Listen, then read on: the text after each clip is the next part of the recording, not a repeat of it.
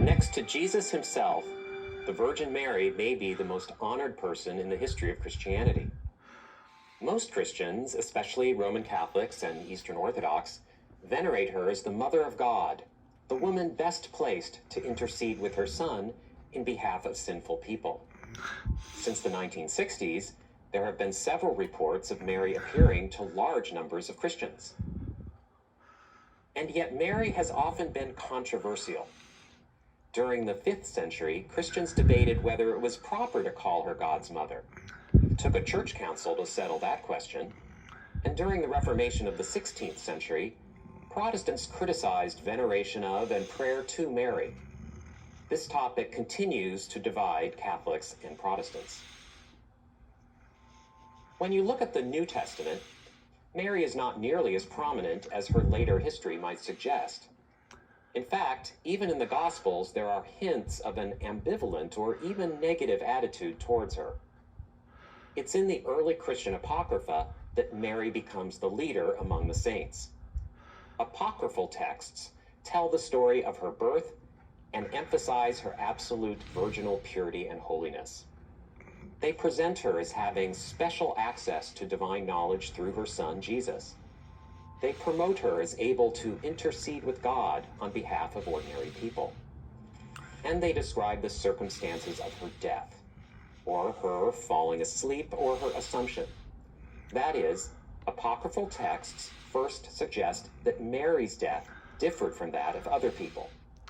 The apocryphal texts suggest also that Christians with heretical tendencies may have been the pioneers in giving the Virgin a special role in human salvation. As we've seen, one thing that apocryphal Gospels do is fill in gaps in what the New Testament tells us. And when it comes to Mary, there are plenty of such gaps to fill. The earliest Christian author, Paul, once refers to Christ as having been born of a woman. But he does not give that woman's name, nor does he say anything more about her or Jesus' birth. So we have to turn to the Gospels. And there, the earliest Gospel, Mark, also has little to say about the mother of Jesus, and what he does say suggests problems. Mark provides no account of Jesus' birth at all.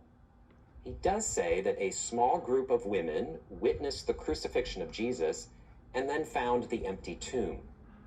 Among these women are Mary Magdalene and another Mary who is called the mother of James and Joseph. Earlier in the Gospel, Mark names James and Joseph as among Jesus' brothers. So could this be the mother of Jesus? If so, why doesn't Mark call her that? In chapter 3 of Mark, the author tells us how Jesus' mother and brothers came to find and restrain him because they have heard that he's insane. When they show up outside where Jesus is teaching, he asks, "Who are my mother and my brothers?" Gesturing to the people listening, he answered, "Here are my mother and my brothers. Whoever does the will of God is my brother and sister and mother." This anecdote suggests that there was some estrangement between Jesus and his family, or that Mark and his community had ambivalent feelings about the mother and brothers of Jesus. The picture of Mary in the Gospel of John is more complicated. This Gospel never mentions her name, calling her simply the mother of Jesus. And like Mark, John does not tell about Jesus' birth. Near the start of the Gospel, she appears with her son at a wedding in Cana. When the hosts run low on wine, the mother points this out to Jesus, and he curtly replies, "Woman, what concern is that to you and me?" Nonetheless, Jesus does turn water into wine, saving the party and providing the first sign of his divine nature. At the end of the Gospel, the mother of Jesus appears at the foot of the cross. As he's dying, Jesus sees her and one of his disciples, whom the Gospel calls the disciple whom he loved. Jesus tells them to consider themselves mother and son. And the author says that the beloved disciple took the mother into his home. In the Gospel of John, Mary appears at the beginning and the end of Jesus' ministry. At first as someone whom Jesus rebukes, and finally as someone he clearly loves. Matthew and Luke, however, clearly call Jesus' mother Mary, and they have stories of Jesus' birth. As we've seen, these stories differ in their details, but both claim that Mary was betrothed to Joseph, that she was a virgin, and that she gave birth to Jesus in Bethlehem. Luke gives Mary the greater role. Unlike in Matthew, where Joseph is the main character in the birth narrative, Luke highlights Mary. Mary interacts with the angel Gabriel, and she speaks like a prophet, delivering a major discourse praising God, known as the Magnificat from its first words in Latin. It's Luke that tells how Jesus and his family visited Jerusalem when Jesus was 12 years old. After Joseph and Mary lose track of Jesus and then find him in the temple, Jesus says, "Did you not know that I must be in my Father's house?" The author says, "His mother treasured all these things in her heart," a suggestion that Mary has special insight into her son's divine mission.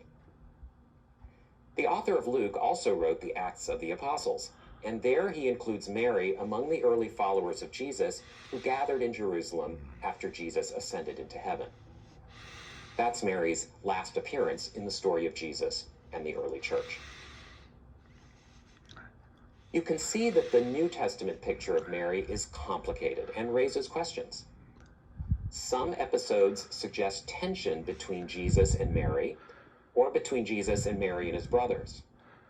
On the other hand, Luke presents Mary as something like a prophet, and he suggests that she has a unique understanding of her son. It's possible that these New Testament stories recall real problems between Jesus and his family, or between early Christians and their own families. Or perhaps the authors of these Gospels differed on how much of a role they believed that Jesus' blood relatives did or should play in the Christian movement. Should Mary, Jesus' mother, and James, his brother, have special authority because of their family relationship to Jesus? In addition to being ambiguous, Mary's appearances in the New Testament also provoke questions. Who was Mary, really? Why was she chosen to be Jesus' mother? And what happened to her after we last see her around the time of Jesus' ascension? And if she was like a prophet and had special knowledge of her son, as Luke suggests, did she ever exercise leadership among the early Christians? These are the questions that ancient apocryphal texts try to answer. We've already looked at the earliest apocryphal text that deals with Mary, the Proto-Gospel of James, which is from the middle of the 2nd century. This text fills in the gaps about Mary's background, and it exalts her purity, virginity, and holiness. We learn from this work that Mary's own birth was miraculous. Her parents, Anna and Joachim, were unable to have a child, but God heard their prayers and gave them Mary. Anna and Joachim dedicated Mary to God, and she grew up secluded in the temple, weaving and praying and receiving food from an angel. Only when she turned 12 did she leave the temple and come under the protection of Joseph, an elderly widower. The Proto-Gospel strongly emphasizes Mary's virginity before and after the birth of Jesus. When her pregnancy is discovered, she and Joseph demonstrate their purity through drinking a special potion. Later, after Jesus' birth, when Salome doubts that Mary is a virgin and examines her to be certain, Salome's hand burns and begins to fall off until she repents and is healed. This strong focus on Mary's virginity probably reflects 3 things. First, the author is defending Mary against non-Christians who claimed that Jesus was not born of a virgin, but that he was the product of some illicit sexual liaison. No, the Proto-Gospel says Mary was truly a virgin. Second, it promotes Mary as a model for Christian virgins. Beginning with Paul, some Christian leaders encouraged zealous Christians not to get married, but instead to remain celibate and devote their lives to God. Mary is the chief exemplar of such purity and devotion. Third, and above all, the gospel glorifies Mary as exceptionally pure and sacred. She was, after all, the means by which God himself entered the world. Mary, too, has a divine quality, Growing up in the temple, she is herself a sacred temple. The Proto-Gospel of James was hugely popular, and its presentation of Mary's birth and childhood became authoritative. Later apocryphal works sometimes changed a few details, but the basics of Mary's story in the Proto-Gospel endured as known facts for Christians all over the world.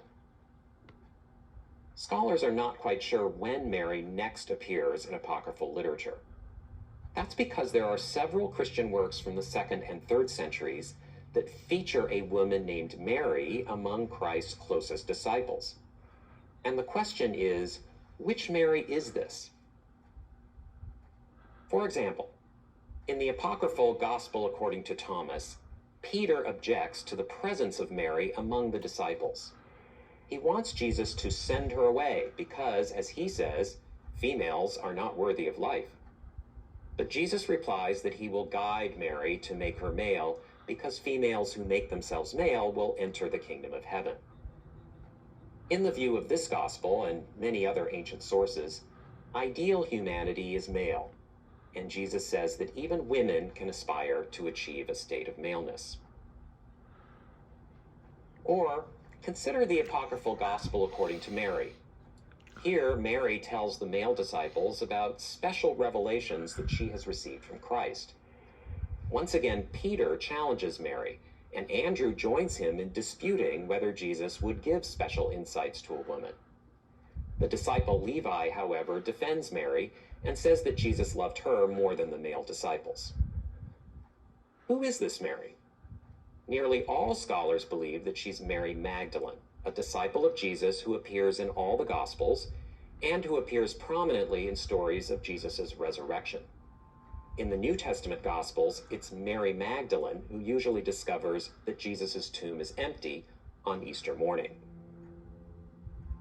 And yet, the historian Stephen Shoemaker, the world's leading scholar of the Virgin Mary in ancient Christianity, points out that these and other texts do not actually say that this Mary is Mary Magdalene.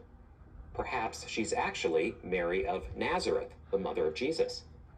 After all, in the New Testament Gospel of Luke, it's the Virgin Mary who treasures everything about Jesus in her heart, and it's the Virgin Mary who speaks like a prophet and who gathers with the apostles in Jerusalem after the Ascension. Maybe it's this picture of Mary, the mother of Jesus, as prophetic and dwelling with the apostles that these apocryphal texts build upon. For my part, I agree with most other scholars that the Mary of the Gospels of Thomas and Mary is Mary Magdalene rather than Mary the Virgin, and so I will not discuss those texts more in this lecture. But it's good to be aware that it's possible that these Gospels illustrate changing views of Mary, the mother of Jesus. It's interesting that both of them depict Mary as in conflict with Peter, who challenges her authority. And not only this, both the Gospels of Thomas and of Mary contain ideas that other Christians considered heretical. One rather mysterious apocryphal work does certainly feature the Virgin Mary engaging in something of an argument with Peter. It's called the Questions of Bartholomew, and it survives in Greek, Latin, and Slavonic.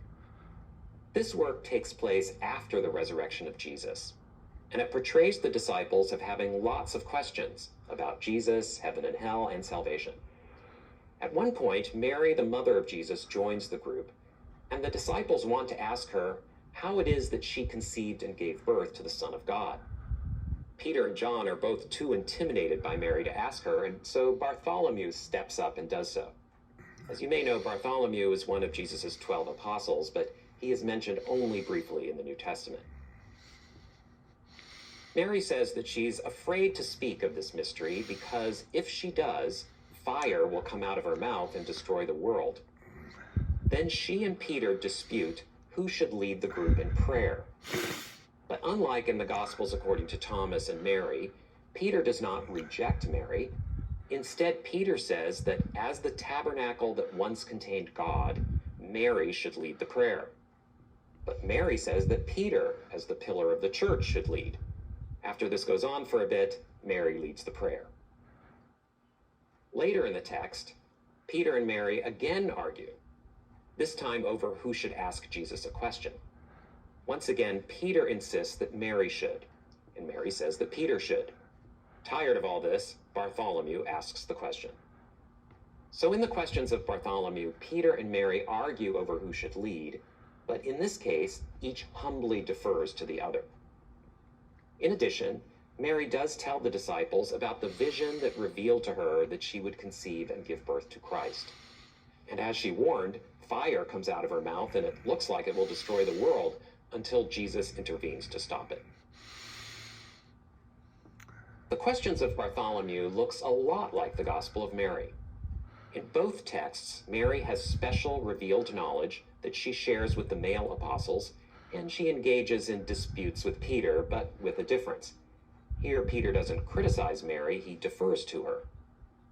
Could the questions of Bartholomew show that the Mary of the Gospel of Mary is in fact the Virgin Mary rather than Mary Magdalene? Probably not. Although we can be fairly certain that the Gospel of Mary comes from the 2nd century, we have no clue about the date of the questions of Bartholomew. It may be as late as the 6th century.